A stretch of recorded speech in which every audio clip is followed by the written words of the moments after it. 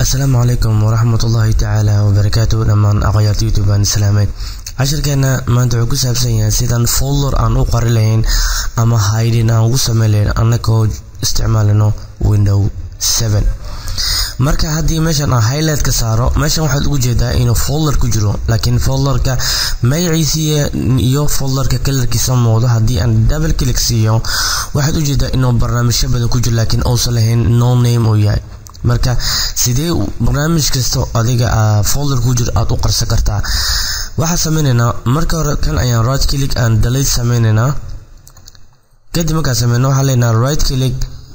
new kadibna folder ayaan sameeynaa kadib folderka backspace ayaa ka tiraysaa kadibna waxaad raacaysaa alt ayaa raacaysaa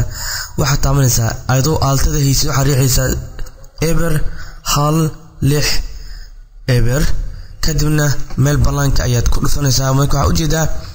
magac ma lahan marka sidii hidden lagu subina right click ayaa leedahay properties ayaa tagaysaa kadibna meeshan ayaa jack qaado waxa leedahay hidden ku samee apply de okay de marka hada u jeedid wax ku qarsan ma la wali waa muuqdaa waxa sameeynaa right click ayaa leedahay kadib properties hadana ku laabanay waxa tagaysaa customize